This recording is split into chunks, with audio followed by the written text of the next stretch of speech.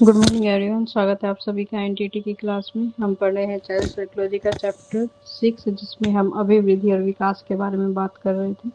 ठीक है, last class में हमने बात की थी कुछ सिद्धांतों के बारे में, यानी कुछ प्रिंसिपल जिस पर जो है विकास आधारित होता है, या फिर जिसके आधार पर जो मनोवैज्ञानिक हैं उन्होंने जो भी अध्ययन किया है उस आधार पर विकास की जो हमें बातें बताई हैं उनके बारे में हमने 2 सिद्धांत कल पढ़े थे। आज हम अगले सिद्धांत की बात करेंगे, जो है हमारा अधिगम का सिद्धांत। अधिगम का मतलब होता है सीखना। ठीक है, तो ये जो सिद्धांत है ये सीखने से संबंधित है। तो आपके विकास के चरण में बहुत सारी बातें जो है हम सीखते हुए अपने विकास की ओर लेकर चलते हैं। मतलब जो जो आप सीख रहे हैं वो आपके विकास को क्या करते हैं, दर्शाते हैं। ठीक है, कि आपने आज जो भी चीजें सीखी हैं उससे कुछ ना कुछ परिवर्तन आपके विकास में देखने को मिलेगा, आपके व्यवहार में देखने को मिलेगा। और उसी को हम क्या कहते हैं, विकास का एक स्तर कहते हैं। ठीक है, तो उस आधार पर हम विकास के यानी अधिगम के सिद्धांत के बारे में जो है डिस्कशन करेंगे। ठीक है, तो अधिगम का सिद्धांत जो हमें विकास के सिद्धांत का क्या करता है, प्रतिपादन करता है। मतलब विकास के सिद्धांत को ये जो है दर्शाता है। विकास के अधिगम सिद्धांत का प्रतिपादन रॉबर्ट रिचर्डसन सीयर्स के द्वारा किया गया है। मतलब आप ये कह सकते हैं कि ये जो सिद्धांत है अधिगम का सिद्धांत, ये किसके द्वारा दिया गया है, रॉबर्ट रिचर्डसन सीयर्स के द्वारा दिया गया है। ठीक है, और इनका जन्म कब हुआ था, 1908 में, 1908 में जो है इनका जन्म हुआ था।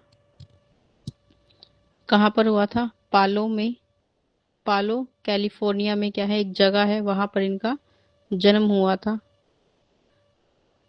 इनकी विशेष रुचि बालक के अधिगम की प्रक्रिया में थी। मतलब इन्होंने जो अध्ययन किया वो ये इस चीज पर किया कि बच्चा जो है वो किस प्रकार से सीखता है, और इनकी रुचि इसमें इतनी अधिक थी कि इन्होंने क्या किया, इस पर एक सिद्धांत प्रस्तुत किया। इनके विचार पर क्लार्क हल का प्रभाव, मतलब क्लार्क हल क्या है, एक व्यक्ति है, उनके विचारों से आप कह सकते हैं कि ये क्या है, प्रभावित है। तो इनका जो प्रतिपादन है या फिर इस सिद्धांत का जो विचार है वो आप कह सकते हैं वो कैसा है, व्यवहारवाद पर, मतलब व्यवहार के आधार पर सीखने से, या फिर मनोविश्लेषणात्मक व्यवहार जो है उसके आधार का आप कह सकते हैं कि दोनों का क्या है, एक संतुलन, दोनों में क्या है, एक संबंध आपको इसके माध्यम से देखने को मिलता है।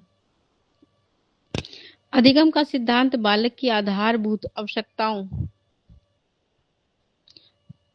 और उनके आधार पर सीखने की क्षमता के विकास पर बल देता है। मतलब अधिगम का सिद्धांत क्या बताता है कि बच्चे की सीखने की आवश्यकता क्या है, कि जब आप कोई चीज सीख रहे हैं तो आप क्यों सीख रहे हैं, क्योंकि आपको उस चीज की आवश्यकता है तो आप उसको सीख रहे हैं। ठीक है, आप चलना सीख रहे हैं क्योंकि जरूरत है, आप चलना चाहते हैं, भागना चाहते हैं, दूसरे लोगों की तरह जो है खेलना चाहते हैं, तो वो क्या बन जाती है, आपकी आवश्यकता बन जाती है और आप उस चीज को सीख लेते हैं। तो जो भी चीज, ये अधिगम का सिद्धांत ये कहता है कि चाहे बच्चा हो चाहे व्यक्ति है, कोई भी व्यक्ति किसी चीज को तभी सीखता है जब वो क्या है, उसके लिए आवश्यकता बन जाती है, मतलब उसकी जरूरत बन जाती है।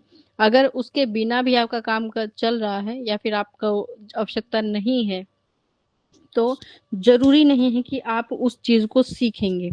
तो ये किसके, सीखने की क्षमता। ठीक है, कि जितना ज्यादा क्या है आप उस चीज को बेहतर बनाना चाहते हैं, जितना ज्यादा आप अपने कौशल को और अच्छा विकसित करना चाहते हैं, आप क्या कर लेते हैं, उसको उसके अंदर अपनी क्षमता को विकसित कर लेते हैं। तो आवश्यकताएं क्या करती हैं, मतलब जरूरतें क्या करती हैं, बालकों को जन्म देती हैं। ठीक है, मतलब जरूरतों के आधार पर हम क्या करते हैं, चीजों को सीखते हैं। तो जो व्यक्ति किसी क्रिया को सीखने के लिए प्रेरित करता है, बालक जैसे कि वो अपनी माता का दूध पी रहा है, ठीक है, किसी वस्तु को पकड़ता है, किसी चीज को खा रहा है, ये सारी क्रियाएं क्यों है, क्योंकि वो उसकी आवश्यकता में निहित है। क्योंकि उसे भूख लगी है तो वो अपनी माता को ढूंढता है। ठीक है, उसे किसी चीज के द्वारा खेलना है तो किसी वस्तु को ढूंढता है। तो ये सब क्या है, उसकी आवश्यकताओं का एक रूप आप कह सकते हैं कि ये सब क्या दर्शाता है, उसकी आवश्यकताओं को दर्शाता है। और उस आवश्यकता के आधार पर वो क्या कर रहा है, अलग अलग तरह की जो गतिविधियां हैं उसमें भाग ले रहा है। ठीक है, तो आप कह सकते हैं कि जो अधिगम का सिद्धांत है वो हमें क्या बताता है, अधिगम का सिद्धांत ये बताता है कि व्यक्ति कैसे सीखता है। ठीक है, कि उसके सीखने की जो क्षमता है वो उसको कैसे विकसित करता है। तो आप कह सकते हैं अधिगम हमें ये बताता है कि कोई भी व्यक्ति कैसे चीजों को सीख रहा है। ठीक है, और इसमें आप कहेंगे कि ये जो सिद्धांत है दो चीजों को अपने साथ लेकर चलता है। किसको? एक तो हमने बात की थी अभी किस, व्यवहारवाद को। व्यवहार मतलब कि आपके व्यवहार के आधार पर, ठीक है, तो हम कहेंगे व्यवहारवाद क्या होता है? जैसे शास्त्रीय और क्रिया, कोई भी काम आप कर रहे हैं उसके द्वारा, ठीक है। दूसरी किस चीज पर आधारित होती है? ये संज्ञानात्मक, संज्ञान संज्ञानात्मकता पर आधारित होती है। ठीक है, कि आपकी जो सोच है, आपकी जो समस्या है उससे संबंधित होती है। फिर हम कहेंगे कि ये किससे संबंधित होती है? हमारी सामाजिक अधिगम से। समाज में जो चीजें आप सीखते हैं उससे भी क्या है, ये संबंधित होती है, उससे भी ये जुड़ी हुई होती है। सामाजिक अधिगम, ठीक है।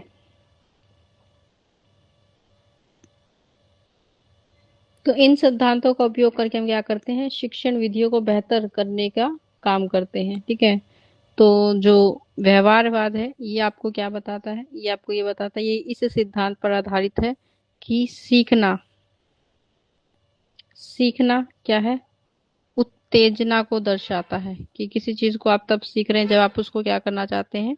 सीखना चाहते हैं, आप उसके प्रति जो है कार्य को करना चाहते हैं। तो ये आपकी सीखना और प्रतिक्रिया के बीच में क्या है? संबंध को दर्शाता है,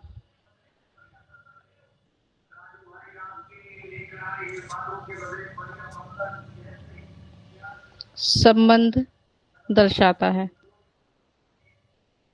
ठीक है, इसमें आपके पास क्या है? दो चीजें होती हैं। एक होता है शास्त्रीय अनुबंधन,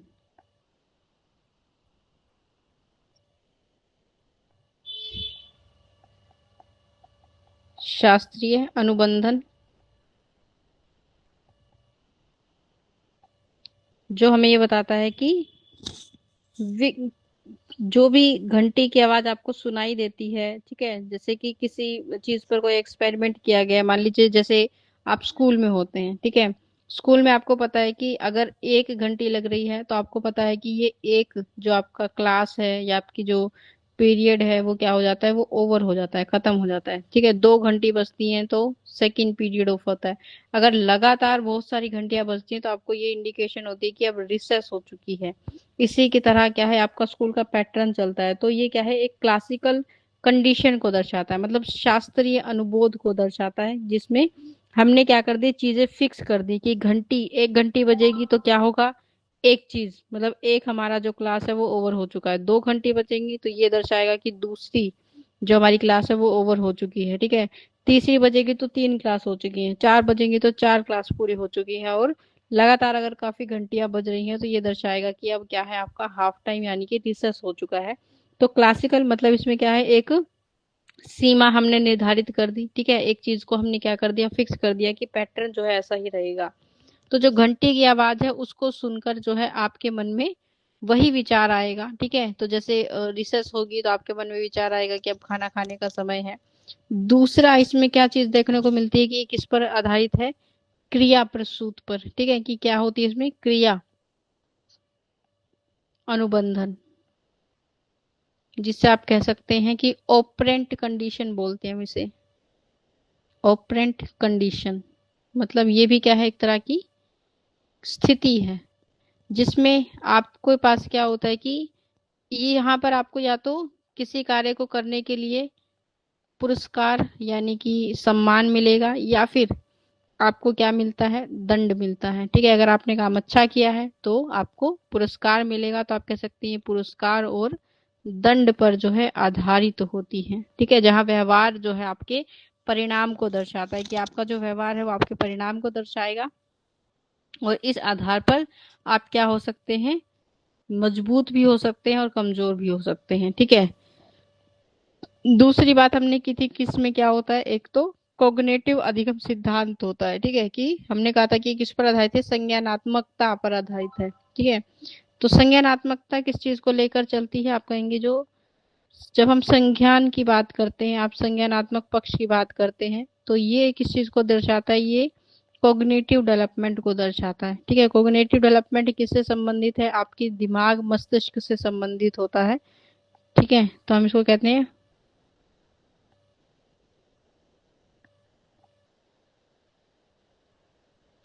कोग्निटिव लर्निंग थ्योरी। ठीक है, और इसमें यह सिद्धांत आपको क्या बताता है कि यह क्या है? यह सीखने को एक मानसिक प्रक्रिया के रूप में, मानसिक प्रक्रिया के रूप में देखता है कि जो भी चीज आप सीख रहे हैं वो क्या है? आपकी मस्तिष्क की एक गतिविधि है। अगर आपका मस्तिष्क तेज है, आप क्रियाओं में तेजी है, मतलब गतिशील है, तो आप चीजों को ज्यादा सीख लेते हैं। ठीक है, जो क्या दर्शाता है? जो विचारों और ज्ञान के प्रसंकरण को दर्शाता है। मतलब आपको ये दर्शाएगा कि किसी व्यक्ति में कितना ज्ञान, कितना सीखने पर वो क्या करता है? ध्यान केंद्रित करता है, ये उस चीज को दर्शाता है। दूसरी जो बात होती है संज्ञानात्मक अधिगम सिद्धांत में, कि इसमें जब हम किसी चीज को सीख रहे हैं तो आपको पता है कि सीखने के लिए क्या है? आपका उसके प्रति आकर्षित होना, कि आपको जब उसमें इंटरेस्ट आएगा, जब आपको उससे सीखने का मन करेगा, तभी आप सीखेंगे। जब आपके उसको चीज को जानने में दिलचस्पी होगी, तो उसको प्रति आपको क्या है? पहले तो आकर्षित आपको होना होता है। ठीक है, कि आपको उस चीज में क्या करना है? उस चीज के बारे में विचार करना है। ठीक है, अपने मन को उसकी तरफ जो है आकर्षित करना है। फिर अगर आप ऐसा कर पाते हैं तो आप क्या कर पाएंगे? जानकारी को से संबंधित बातों को सीख पाएंगे।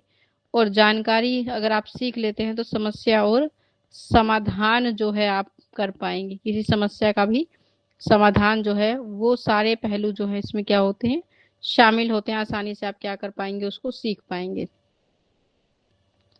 तीसरी बात जो से होती है इसमें क्या है? कि सामाजिक, कि हमने कहा था ये किस पर आधारित है? सामाजिक अधिगम सिद्धांत पर। ठीक है, कि सामाजिक अधिगम सिद्धांत जो है वो भी इसी का एक पक्ष है जिस पर ये आधारित होती है। इसे हम कहते हैं सोशल लर्निंग थ्योरी। ठीक है, तो ये जो थ्योरी है सामाजिक सिद्धांत की, ये किसके द्वारा? ये अल्बर्ट बंडूरा के द्वारा जो है दी गई थी, जिसमें वो कहते हैं कि हम क्या करते हैं? दूसरों के व्यवहारों का निरीक्षण करते हैं। मतलब आप क्या कर रहे हैं? दूसरे आपके साथ जैसा व्यवहार कर रहे हैं उस व्यवहार को आप जांच रहे हैं। ठीक है, निरीक्षण करके और उनकी नकल करके क्या करते हैं? सीखते हैं।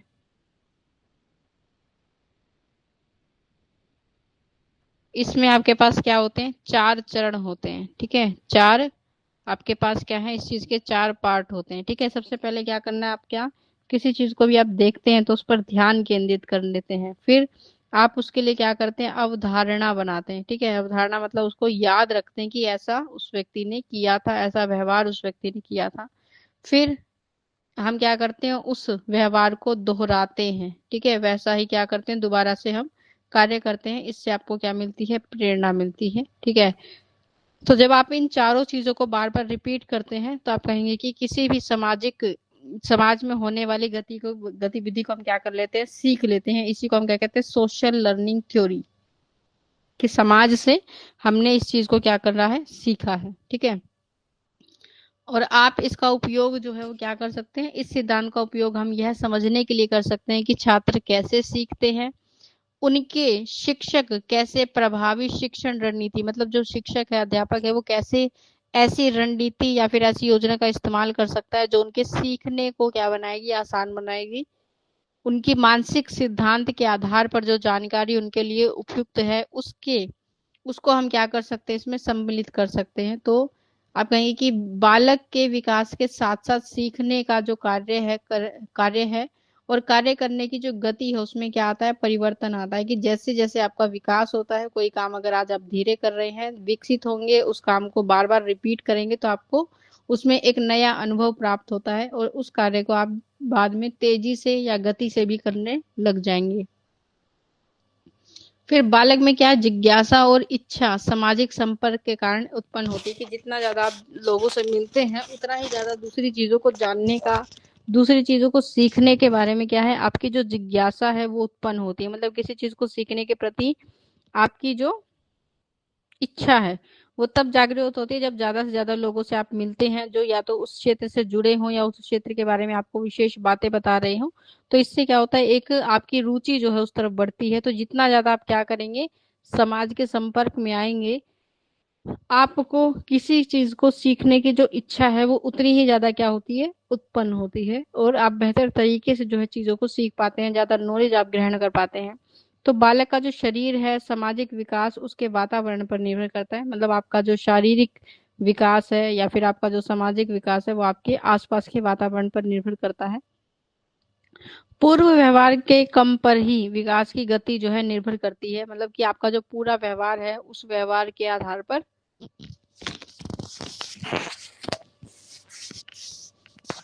आपके विकास की जो गति है वो निर्भर करती है कि किस तरह से आपका विकास होगा, तेजी से होगा, धीमी गति से होगा या फिर सामान्य रूप से होगा। तो इसलिए आप ये कह सकते हैं कि बालक का जो विकास है, बालक के व्यवहार की क्या है, पूर्णता है। मतलब कि जो भी क्या है आपके विकास की दर है, कि आपका विकास सामान्य चल रहा है या तेज गति से चल रहा है, वो क्या दर्शाता है, वो ये दर्शाता है कि आपका जो व्यवहार है वो किसके पर आधारित है, आपके विकास पर। तो जितना ज्यादा आप विकसित होते हैं आपके व्यवहार में उतना ही ज्यादा क्या आता है, परिवर्तन आता है, बदलाव आता है। जितने ज्यादा लोगों के संपर्क में आ पाएंगे उतना ही ज्यादा क्या मिलेगा, आपको अपने अंदर परिवर्तन देखने को मिलेगा। तो बालक जैसा भी व्यवहार करता है उसका वैसा ही विकास होता है। उसका व्यवहार उसके सामाजिक अनुभवों की देन है। मतलब आपका जो व्यवहार है उस व्यवहार में परिवर्तन का एक कारण क्या है, समाज में जो लोग आपसे मिलते हैं। ठीक है, तो आप कह सकते हैं कि आपका सामाजिक वातावरण क्या है, इसमें परिवर्तन का एक मेन कारण है। ठीक है, यह अभिभावक और बच्चे के विकास की प्रफुटी को भी दिखाता है। तो आपने देखा है कि जैसा व्यवहार माता पिता कर रहे हैं, बच्चे उसी उन्हीं के व्यवहार को क्या करते हैं, कॉपी करते हैं। ठीक है, तो ये क्या है कि आपने जो देखा जो सुना उसी को आप क्या कर रहे हैं, दोहरा रहे हैं। तो अभिभावक जैसा भी व्यवहार अपने आसपास लोगों के साथ करते हैं, बच्चे उसको देखते हैं, उसका अनुसरण करते हैं और उसी प्रकार का विकास जो है आपको उनके अंदर देखने को मिलता है। फिर इसके अलावा अन्य सिद्धांत हैं जिनके बारे में हम बात करेंगे। ठीक है, जो हमें अन्य चीजों के बारे में दर्शाता है। जैसे कि अगला जो हमारा सिद्धांत है जो क्या किसको दर्शाता है, परिपक्वता को दर्शाता है। ठीक है, परिपक्वता का अर्थ क्या होता है, मैच्योरिटी। कि जब कोई व्यक्ति क्या है पूर्ण रूप से विकसित हो चुका है तो हमको उसको क्या कहते हैं कि वो क्या है, परिपक्व है। मतलब उसके अंदर हर एक चीज के प्रति सोचने और विचारने की जो क्षमता है उसका विकास हो चुका है। तो जब व्यक्ति अपनी आंतरिक शक्तियों और वातावरण के प्रति कैसा कुशलता पूर्वक प्रतिक्रिया करता है तो वह यह मान लेता है कि किसी विशिष्ट क्रियाओं को करने में अब वो क्या है, सक्षम है, परिपक्व हो गया है। ठीक है, कि जब वो अपनी अंदर की शक्तियों को अपने वातावरण के आधार पर कुशलता पूर्वक क्या कर रहा है, प्रतिक्रिया कर रहा है। कि आप जो भी बातें आपके सामने हो रही हैं उस आधार पर आप क्या कर रहे हैं, रिएक्शन दे रहे हैं। ठीक है, आप उत्तर दे रहे हैं चीजों का। तो आप कह सकते हैं कि आप क्या है, पूरी तरह से मैच्योर हैं, आप हर एक चीज को करने में क्या है, सक्षम है। तो परिपक्वता में सामान्य स्थायित्व आ जाता है कि आप क्या हो जाते हैं, स्थिर हो जाते हैं। कभी कभी किसी कंडीशन में आपने देखा है कि कोई व्यक्ति है, उसे कोई फर्क नहीं पड़ रहा है कि कोई चीज आ रही है उसके पास या जा रही है, उसे सफलता मिली है या असफलता मिली है, वो अपने आप में क्या है, स्थिर है, क्योंकि उसमें क्या है, परिपक्वता आ गई है। वो ये विचार कर सकता है कि अगर वो असफल हुआ है तो शायद जहाँ कमी थी वहां पर और काम करना पड़ेगा। ठीक है, अगर वो सफल हो गया है तो उसको पता है कि उसने जो मेहनत की थी ये उसका ही परिणाम उसको देखने को मिला है। तो आप कह सकते हैं कि परिपक्वता में क्या है, सामान्य रूप से आपको क्या देखने को मिलता है, स्थायित्व देखने को मिलता है, एक स्थिरता, कांस्टेंट हो जाते हैं। तो ये जो स्थायित्व है वो कद, व्यक्ति, निष्पादित आदि में होता है। ठीक है, कि स्थायित्व कि बहुत सारी चीजों में आपको क्या देखने को मिलता है, एक स्थिरता देखने को मिलती है। कि एक समय के बाद आपकी जो हाइट है वो बढ़नी बंद हो जाती है, ठीक है। एक समय के बाद आपके फेशियल जो एक्सप्रेशन है, आपके शरीर की जो रचना है वो पूर्ण रूप से जो है बन चुकी होती है, उससे अब उसमें ज्यादा को बदलाव, आपको बहुत ज्यादा बदलाव आपको देखने को नहीं मिलता है। तो जिसका प्रभाव अंततः बालक के सीखने की क्षमता पर जो है निर्भर करता है। परिपक्वता एवं सीखना या अधिगम विकास के दो क्या है, पहलू हैं। ये मैच्योरिटी आना, मैच्योरिटी से चीजों को सीखना और सीखने से आपके विकास को दर्शाना, ये क्या है, दोनों ही विकास को दर्शाते हैं। और ये दोनों एक दूसरे से क्या है, जुड़े हुए हैं, इनको आप अलग नहीं कर सकते। तो परिपक्वता की क्या है, क्षमता वंशानुक्रम और वातावरण पर के प्रभाव पर भी निर्भर करती है, कि आप को जो आपके माता पिता से गुण मिले हैं, ये परिपक्वता उनको उसको भी दर्शाती है, ठीक है। और आपके वातावरण में होने वाली गतिविधियों से आपको किस प्रकार की नॉलेज, किस प्रकार का आपको चीजें सीखने को मिलती हैं, परिपक्वता उसको भी दर्शाती है। तो आप कह सकते हैं कि परिपक्वता क्या है, ये एक विकासवादी दृष्टिकोण है, ठीक है। कि परिपक्वता यानी कि मैच्योरिटी की जब आप बात करते हैं तो ये क्या है, ये विकास की ओर चीजों को दर्शाता है। तो आप कहेंगे कि ये एक विकासवादी क्या है, दृष्टिकोण, मतलब कि विकास की स्थिति को अगर आप दर्शाना चाहते हैं तो परिपक्वता के आधार पर दर्शा सकते हैं, ठीक है। और ये कैसा हो सकता है कि इस ये विकास का जो दृष्टिकोण है ये आंतरिक भी हो सकता है, क्योंकि हम कह रहे हैं कि ये कैसा, वांशिक वंशानुक्रम के आधार पर, यानी आपको माता पिता से जो गुण मिलते हैं उस आधार पर भी हो सकता है, ठीक है। तो आप कह सकते हैं आंतरिक शक्तियों को विकसित करने के साथ साथ इस पर किसका प्रभाव पड़ता है, आपकी अनुवांशिक माता पिता से मिले हुए गुणों के जो कारण है उसके आधार पर भी क्या है, आपका विकास जो है निर्भर करता है, ठीक है। और ये कैसी है, एक पूर्व निर्धारित क्रम से होने वाली एक प्रक्रिया है।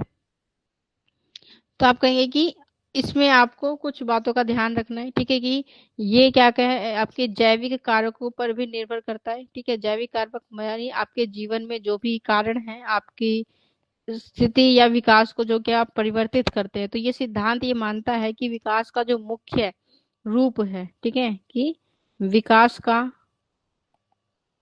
मुख्य रूप क्या है, जीन होता है, ठीक है। जीन क्या है, जीन जैसे हमने पढ़ा था कि हमारे शरीर, मनुष्य जो होते हैं या कोई भी जीव होता है उसके शरीर में क्या होते हैं, गुण होते हैं, ठीक है। और ये गुण कहाँ से मिलते हैं, आपको गुण सूत्रों से मिलते हैं, ठीक है। आपके माता पिता से जो गुण सूत्र, जो कैरेक्टर, जो क्रोमोजोम आपको मिलते हैं, ये क्रोमोजोम उन्हीं गुण सूत्र को दर्शाते हैं, ठीक है।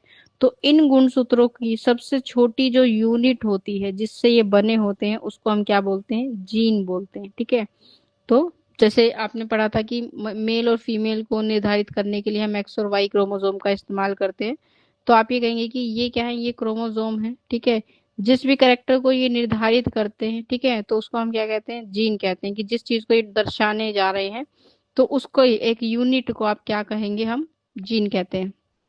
तो हम ये मानते हैं कि विकास का मुख्य जो काम होता है वो किसका होता है, जीन के द्वारा नियंत्रित होता है। जैसे कि आपकी जो तंत्रिका तंत्र है, तंत्रिका तंत्र यानी कि आपका जो नर्वस सिस्टम होता है, मस्तिष्क का जो कार्य होता है, जिसमें आपकी क्या आती है, एक तो आपका ब्रेन आता है, ठीक है, आपका मस्तिष्क आता है, और दूसरा आपके तंत्रिका तंत्र में क्या आता है, आपका जो रीढ़ की हड्डी है, ठीक है, स्पाइनल कोड जिसे आप बोलते हैं, उन दोनों से मिलकर बना होता है क्या, आपका तंत्रिका तंत्र। तो ये विकास से जुड़े हुए हैं कि धीरे धीरे जैसे जैसे आपके ब्रेन का विकास होगा, आपकी स्पाइनल कोड भी जो है विकसित होती है, और दोनों के संतुलन से जो है आपके जीवन में जितने भी कार्य हैं वो संभव हो पाते हैं, ठीक है। फिर पूर्व निर्धारित क्या होता है कि पहले से ही पता लगाना, तो बच्चे जो है स्वाभाविक रूप से विकास के एक निश्चित प्रक्रिया से गुजरते हैं। कि हमें पता है कि विकास जो है एक क्रम से होकर गुजरता है, ठीक है, एक प्रक्रिया होती है उसमें।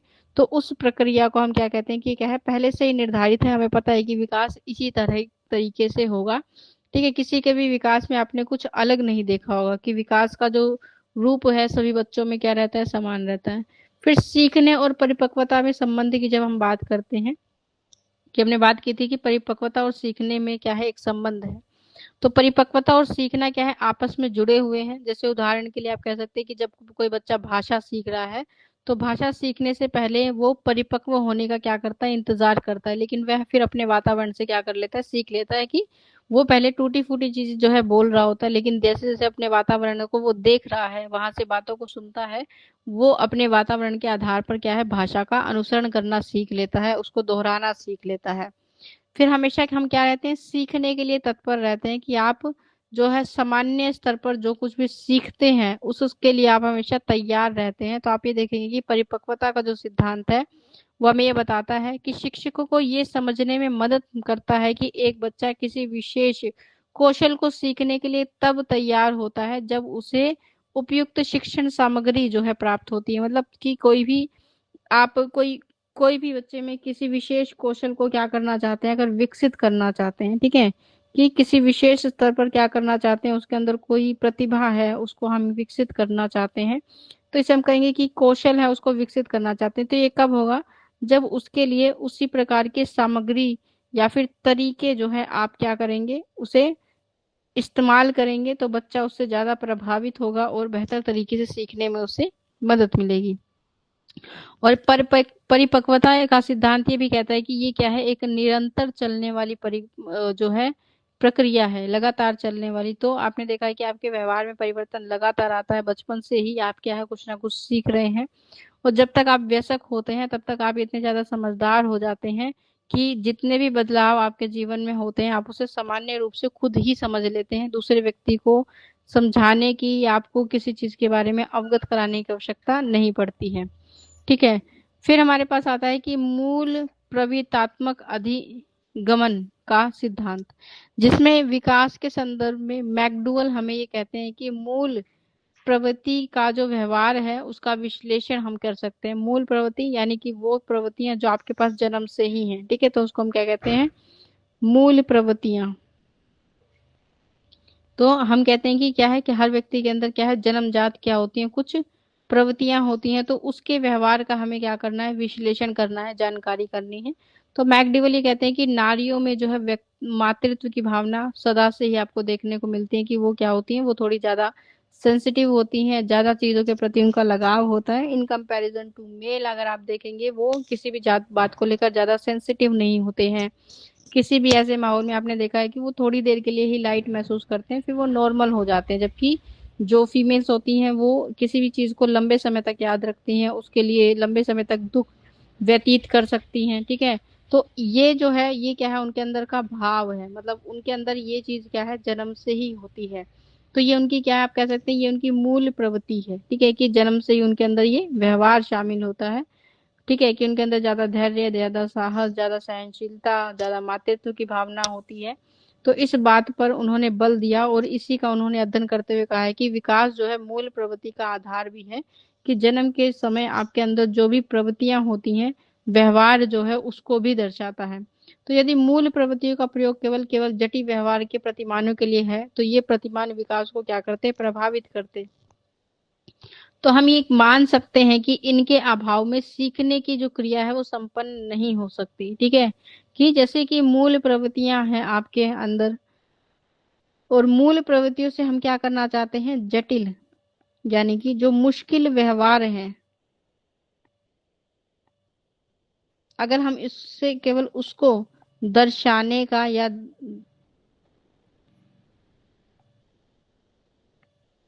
उसको समझने का प्रयास करते हैं,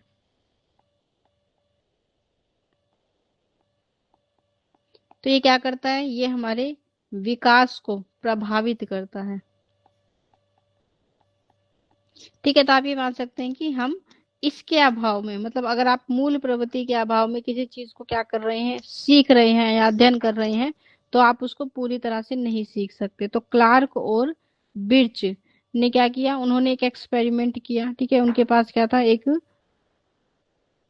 मेल चिंपांजी था, और उन्होंने ये देखा कि इस व्यक्ति के इस जो जीव है इसके अंदर हमें क्या करना है, एक नया हार्मोन जो है वो ट्रांसफर कर रहे हैं। ठीक है, जो किसके अंदर पाया जाता है, फीमेल्स के अंदर पाया जाता है। तो उन्होंने देखा केवल उस हार्मोन के ट्रांसफर करने से ही उसमें क्या है, परिवर्तन देखने को मिला, कि परिणाम स्वरूप वो पहले से ज्यादा लोगों की आज्ञा का पालन कर रहा है, क्योंकि ये एक प्रवृत्ति है, जन्मजात प्रवृत्ति आप कह सकते हैं, जो किसमें पाई जाती है, फीमेल्स में पाई जाती है।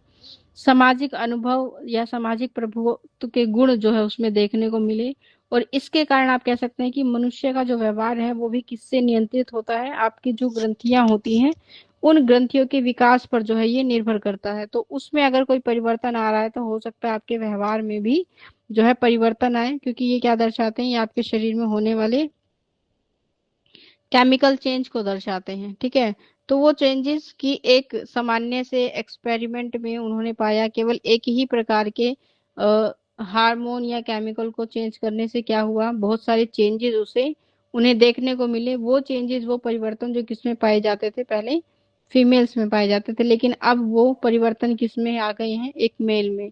तो इस तरह के एक्सपेरिमेंट से हम ये जान सकते हैं कि जो व्यवहार होता है, ठीक है, वो व्यवहार कैसा है, वो हमारी जन्म से जो चीजें हमारे पास हैं उनसे संबंधित हो सकता है, आपकी ग्रंथियों से संबंधित हो सकता है, आपके शारीरिक परिवर्तन से संबंधित हो सकता है, और ये भी क्या करता है, मूल प्रवृत्तियों का अभिगमन कर रहा है, कि हमें हमारी मूल प्रवृत्तियों के बारे में जानकारी देता है। और अगर आप अपनी मूल प्रवृत्तियों के साथ, कि जो चीज पहले से आपके अंदर विद्यमान है, उस आधार पर किसी चीज को सीखते हैं तो आप जल्दी इस चीजों को सीख लेते हैं। ठीक है, तो जिस चीज में आप मान लीजिए पहले से ही इंटरेस्टेड हैं, सामान्य तौर पर आप कह सकते हैं कि जो चीज आपको पहले से ही अच्छी लगती है, ठीक है, जैसे आपको पेंटिंग करना अच्छा लगता हो, तो अगर आप वैसी ही चीजें सीखेंगे तो आप शीघ्रता से उसे सीख लेते हैं, क्योंकि वो पहले से ही क्या है, आपके व्यवहार में शामिल है। और व्यवहार में शामिल है तो इसमें आप क्या है, आपकी रुचि उत्पन्न हो जाएगी। ठीक है, रुचि उत्पन्न है तो आप उसे सीखने के लिए क्या रहते हैं, जिज्ञासु रहते हैं। और ये सारी चीजें क्या करती हैं, आपको शीघ्र सीखने के लिए क्या करती हैं, प्रेरित करती हैं, कि आप कम समय में अधिक चीजें जो है सीख पाते हैं। तो इसको हम क्या कहते हैं, कि मूल प्रवृत्तियों के साथ अगर आप किसी चीज को सीखते हैं तो आपके व्यवहार में वो चीजें जल्दी और सहज रूप से क्या हो जाती हैं, शामिल हो जाती हैं। फिर हम बात करेंगे सहज क्रिया अभिगमन, सहज क्रिया अभिगमन के बारे में। ठीक है, तो ये भी क्या है, एक तरह का सिद्धांत हमारे पास है, कि इस आधार पर भी हम क्या कर सकते हैं, चीजों को सीख सकते हैं।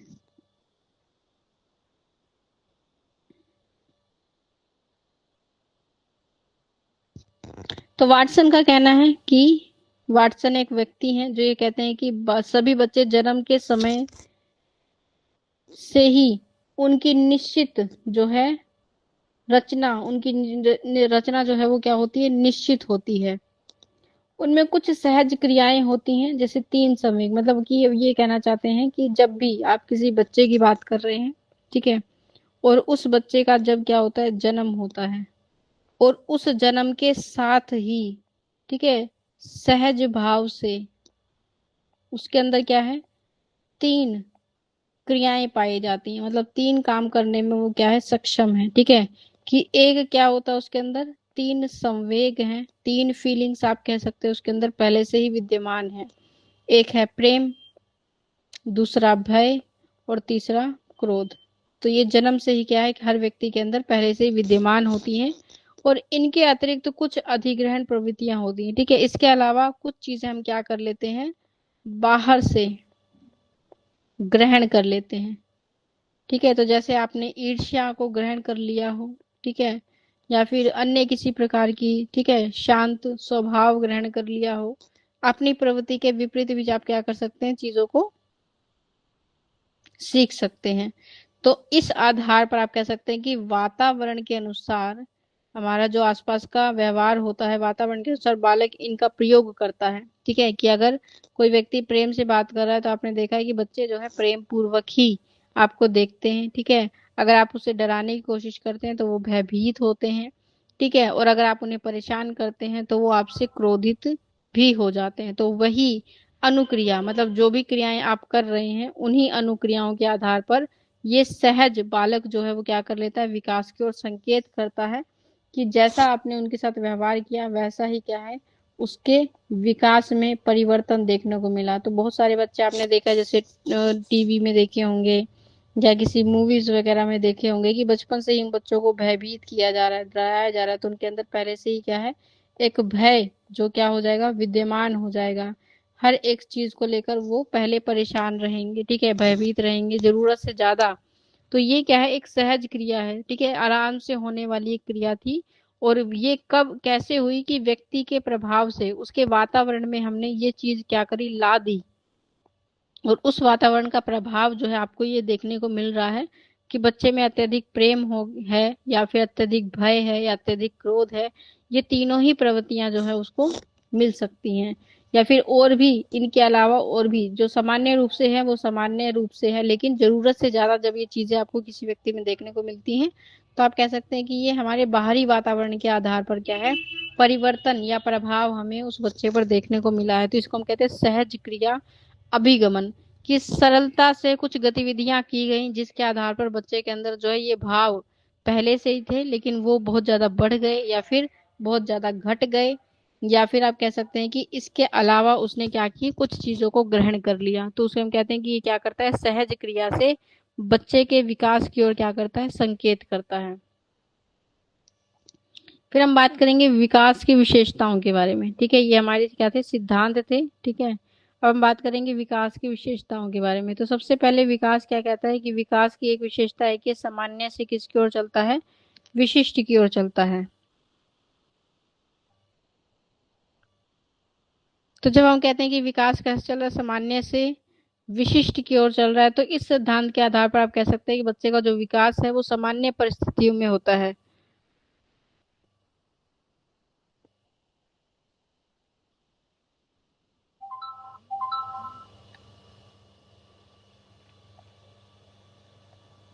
इस सिद्धांत के अनुसार बच्चे का जो विकास है सामान्य परिस्थिति में होता है, धीरे धीरे वह उंगलियों पर भी नियंत्रण कर लेता है। इसी प्रकार जो है वो अपने विकास से संबंध स्थापित करता है, और आरंभ में वह केवल उत्तेजना का अनुभव करता है, कालांतर में वह संवेगों की अभिव्यक्ति को सीख लेता है।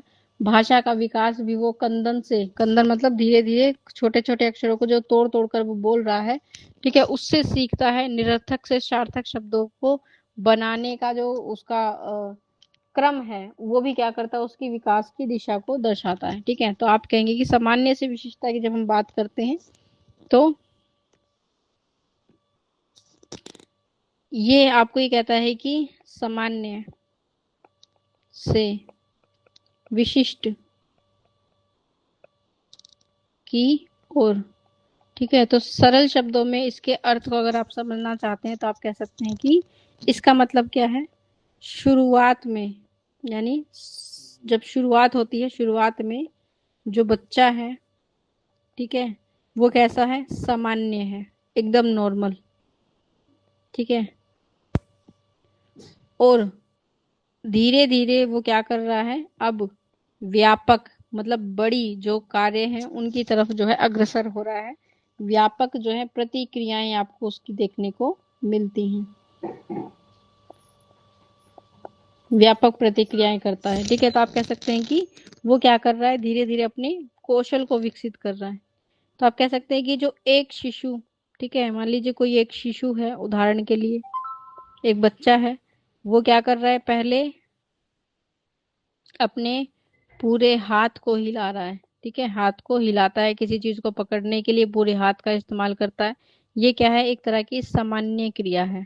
ठीक है, एक नॉर्मल सी बात है जो सभी बच्चे करते हैं, लेकिन धीरे धीरे जब वो क्या होता है, विकसित हो जाता है, ठीक है, धीरे धीरे जब वो क्या है, विकास की ओर अग्रसर है, अब वो क्या कर पा रहा है, अपनी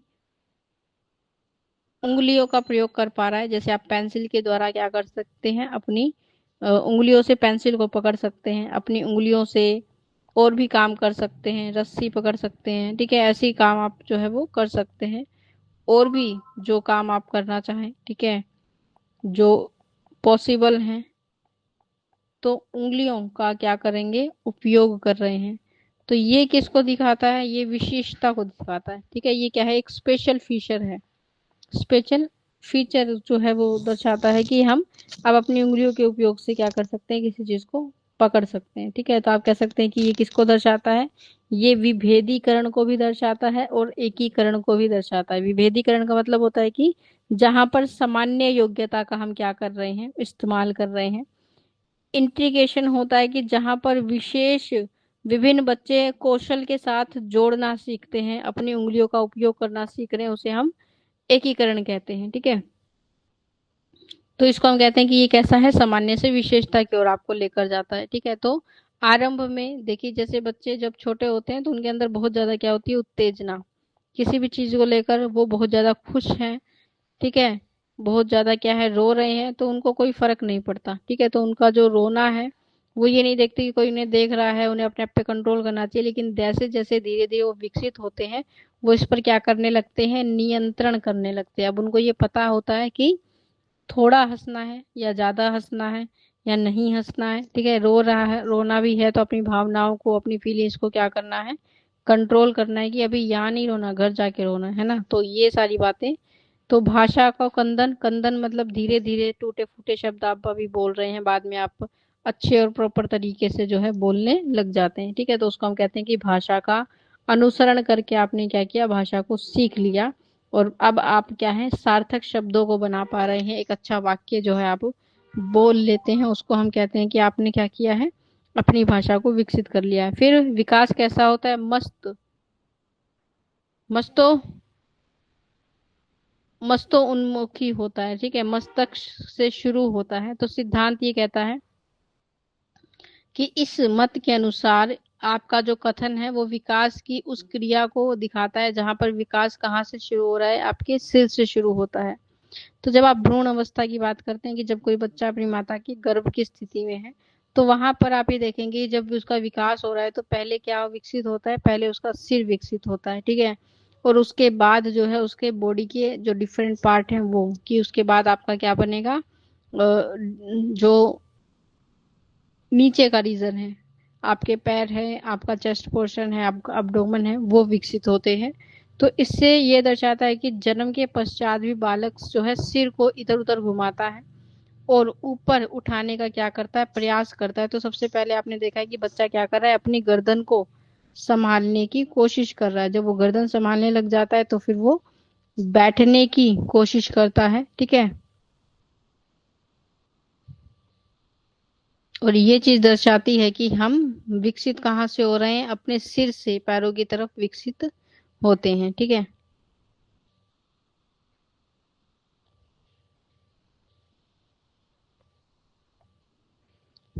तो आप इसमें कह सकते हैं कि मस्तक, मस्तक का मतलब क्या होता है, सिर। या फिर आप कह सकते हैं कि हम किसको दर्शाते हैं इससे, मस्तिष्क को। ठीक है, उन्मुखी का मतलब क्या होता है, उन्मुखी का अर्थ होता है कि किसी और मुख किया, या फिर आप कह सकते हैं किसी विशेष दिशा को दर्शाना, दिशा की ओर प्रेरित करना, या दिशा को दर्शाना या प्रेरित करना, उसको हम क्या कहते हैं कि ये उन्मुखी। तो यहाँ पर आप क्या कर रहे हैं, मस्तिष्क से अपने जो शरीर के दूसरे पोर्शन है उसकी तरफ क्या कर रहे हैं, विकास को दर्शा रहे हैं। उसको हम कह सकते हैं, तो भौतिक या शारीरिक संदर्भ में आप कह सकते हैं कि किसी व्यक्ति का या किसी वस्तु का जो सिर है उसकी दिशा में होना, जैसे, और उसके बाद आपके बाकी शरीर का विकास जो है ये उसको दर्शाता है। ठीक है, तो इसको हम मस्तो उन्मुखी कहते हैं। फिर हम बात करते हैं निकट की, विकास कैसे होता है, निकट से दूर की तरफ होता है। तो इस मत को मानने वाले जो व्यक्ति ये मानते हैं कि विकास कहाँ से शुरू होता है, पहले वो निकट यानी पास का विकास होगा, फिर कहाँ का होगा, फिर दूर का विकास होगा। ठीक है, तो जो व्यक्ति इस पद को मानते हैं वो ये क्या मानते हैं कि विकास का जो केंद्र है वो क्या है, हमारा स्नायु मंडल। स्नायु मंडल हम मस्तिष्क को ही कहते हैं।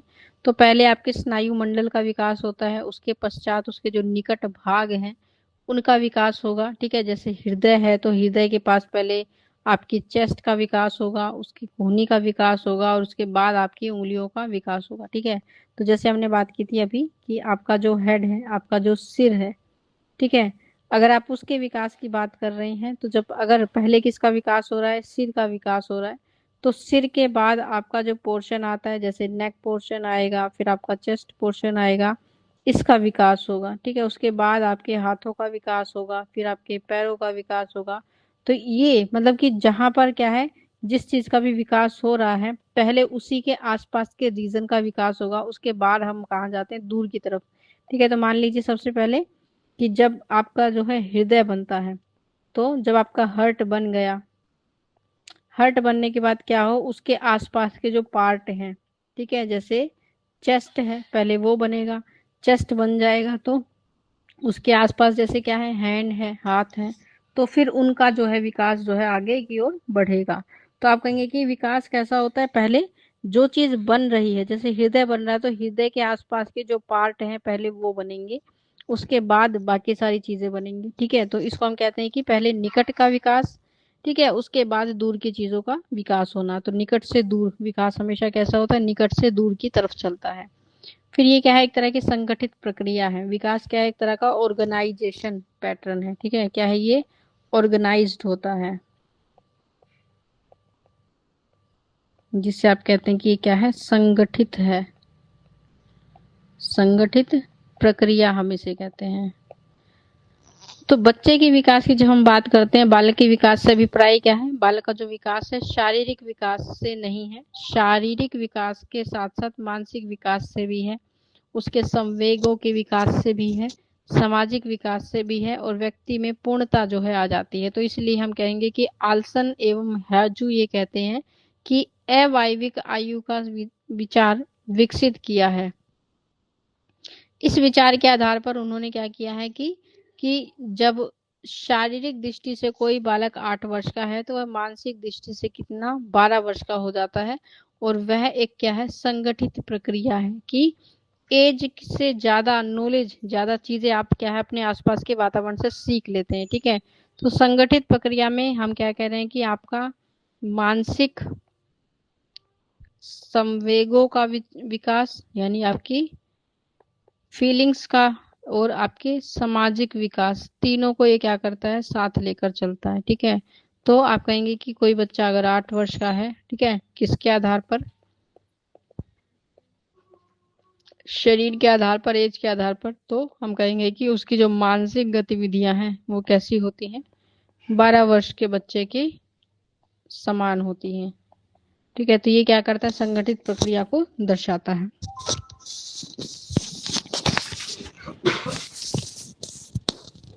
फिर हम बात करेंगे अगली बात के बारे में, जो हमें कहता है विभिन्नता का सिद्धांत। विभिन्नता का सिद्धांत आपको बताता है कि हर व्यक्ति दूसरे व्यक्ति से क्या होता है, बिल्कुल अलग होता है, ठीक है। कि हर व्यक्ति में जो गुण पाए जाते हैं जरूरी नहीं वो दूसरे व्यक्ति में भी पाए जाए, तो इसे हम कहते हैं व्यक्तिगत भिन्नता। आप इसे कह सकते हैं कि हर व्यक्ति दूसरे व्यक्ति से क्या है, बिल्कुल अलग है, बिल्कुल भिन्न है। इसको हम भिन्नता का सिद्धांत कहते हैं। इंडिविजुअल डिफरेंस आप इसे कहते हैं, ठीक है। इंडिविजुअल डिफरेंस से हम इसे बोलते हैं। तो विकास की गति जो है समान नहीं होती, हर व्यक्ति की विकास की गति अलग अलग होती है, लेकिन गति जीवन भर चलती है, परंतु इसके स्वरूप आपको भिन्न भिन्न देखने को मिलते हैं। विकास की गति सदैव शैशव अवस्था में तीव्र होती है, बाल्यावस्था में धीमी होती है, और किशोर अवस्था में ये बहुत ही तीव्र और पूर्णता को जो है प्राप्त होती है। लड़कों में और लड़कियों में विकास जो है कभी भी समान नहीं होता, उसमें क्या पाई जाती है, भिन्नता पाई जाती है, ठीक है। तो ये क्या कह रहा है, ये कह रहा है कि इंडिविजुअल डिफरेंसेस को ये दर्शाता है, ठीक है। तो आपने देखा है कि मान लीजिए 1 वर्ष के 5 बच्चे हैं, ठीक है, एक ही वर्ष के 5 बच्चे आपके सामने हैं, तो आप ये देखेंगे कि इनका विकास जो है वो समान रूप से होगा, ठीक है, मतलब एक ही तरह का विकास होगा, लेकिन इनके विकास की जो गति है वो समान नहीं होगी, ठीक है। और विकास कैसा चलता है, जीवन भर चलता है, कि आप हमेशा कुछ ना कुछ सीखते रहते हैं, तो उससे आपके व्यवहार में परिवर्तन आता है और आप विकसित होते हैं। तो विकास जीवन भर चलता है, ठीक है। शिशु अवस्था में एक ऐसा होता है कि जब आप शिशु हैं तो विकास की गति बहुत तेज मिलती है, तीव्र गति, ठीक है।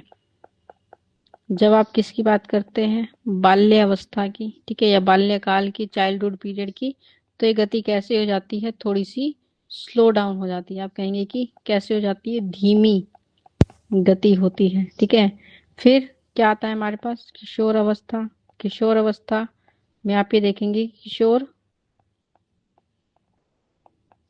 अवस्था में ये गति जो है वो क्या होती है, बहुत ज्यादा तीव्र होती है, तीव्र गति के साथ जो है क्या है, आपको परिवर्तन देखने को मिलेगा। और इसी एज में क्या है, पूर्ण विकास आपको देखने को मिलता है कि विकास भी पूरा हो जाता है।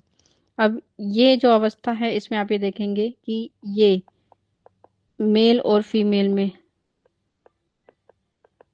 अलग अलग होती है। ठीक है, तो जैसे आप लड़कों की बात करते हैं, लड़कों में ये 15 वर्ष के आसपास शुरू होती है, लड़कियों में 13 वर्ष के आसपास शुरू हो जाती है।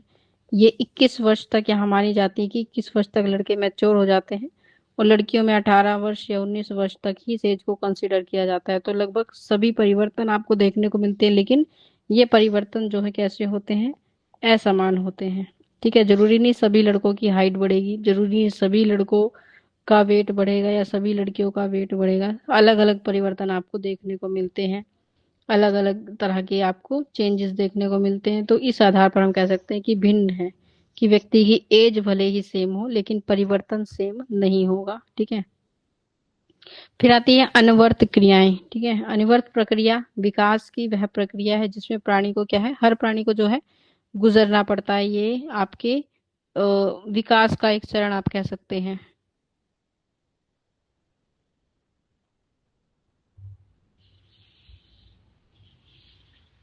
ठीक है, तो अनवरत प्रक्रिया से हमें क्या देखने को मिलता है कि विकास की जो प्रक्रिया है जिसमें प्राणी को गुजरना है, वह व्यवहार का आधार प्रतिक्षण रहता है। और परिवर्तन से ही विकास की गति की हमें क्या होती है, पहचान होती है। ठीक है, तो सबसे पहले तो अनवर्त का मतलब क्या होता है कि अनवर्त यानी कि अविराम, या फिर आप कह सकते हैं कि लगातार। ठीक है, तो आपको देखने को मिलता है विकास कभी रुकता नहीं है, निरंतर चलता रहता है, विराम नहीं होता है। और विकास की जो प्रक्रिया है वो हर प्राणी में होती है, हर प्राणी के को विकास के सभी चरणों से जो है गुजरना पड़ता है। ठीक है, और विकास में आपको प्रतिक्षण, हर पल जब भी कुछ आप नया सीख रहे हैं उसके कारण आपको परिवर्तन देखने को मिलता है, प्रतिक्षण परिवर्तन है। और विकास कैसा है, गतिशील, क्योंकि लगातार इसमें क्या हो रहा है, परिवर्तन हो रहा है। तो इसको हम कहते हैं ये कैसी प्रक्रिया है, अनवर्त प्रक्रिया है, लगातार चलने वाली प्रक्रिया है। ठीक है, जिसमें कोई भी परिवर्तन आपको कभी भी देखने को मिल सकता है। ठीक है, फिर हम कहेंगे कि विकास की जो प्रक्रिया है वो समान प्रतिमान के साथ होती है। कि इस मत को मानने वाले जो ये मानते हैं कि विकास की प्रक्रिया कहती है समान मत के साथ चलती है, तो इसमें हम ये कहेंगे कि ऐसे कथन जो मानते हैं तो वो ये कहते हैं कि समान प्रजाति के विकास की गति समान प्रवाहित होती है। मनुष्य चाहे अमेरिका में पैदा हो चाहे भारत में पैदा हो, उसका शारीरिक संवेग भाषा का जो विकास है वो उसके आसपास के वातावरण के आधार पर ही होगा। ठीक है, तो मनुष्य में आपने देखा है कि जितने भी परिवर्तन है, चाहे 1 वर्ष का बच्चा आपको भारत में देखने को मिले या फिर 1 वर्ष का बच्चा कहाँ पर है, अमेरिका में है। ठीक है, दोनों ही कैसे हैं, दोनों की प्रजाति क्या है, समान है। दोनों ही मनुष्य हैं, मतलब उनकी प्रजाति समान है। तो प्रजाति समान है तो आप ये देखेंगे कि जो विकास की प्रक्रिया है वो समान है। ऐसा नहीं होता कि जो बच्चे अमेरिका में रह रहे हैं वो 1 वर्ष में ही 2 वर्ष के हो जाते हैं, या 1 वर्ष में ही वो चीजें कर लेते हैं जो बच्चा भारत में 2 वर्ष में ही नहीं कर पाया, ऐसा कुछ नहीं होता है। ठीक है, तो दोनों का विकास कैसा रहता है, समान रहता है। ठीक है, तो समान प्रजाति मतलब एक ही प्रजाति की कोई भी जीव की आप बात कर सकते हैं। ठीक है, सिर्फ मनुष्य की नहीं, किसी भी जीव की बात कर सकते हैं। तो जैसे गाय है, ठीक है, या फिर आप कैट बिल्ली की बात करें, तो ये इनकी प्रजातियां सेम है, आपको हर देश में देखने को मिलेंगी। तो ऐसा नहीं है कि उनके विकास में कोई परिवर्तन आपको देखने को मिलेगा कि भारत की बिल्ली अलग है या वहाँ के, भारत की बिल्ली जो है 2 वर्ष में बहुत बड़ी हो जाती है, आप यूरोप जाते हैं वहां की बिल्ली 1 ही वर्ष में इतनी बड़ी हो गई, ऐसा कुछ नहीं होता है। विकास की प्रक्रिया सभी में कैसी रहती है, समान रहती है। प्रजाति बदलने या फिर देश बदलने के आधार पर ये परिवर्तित नहीं होती। ठीक है,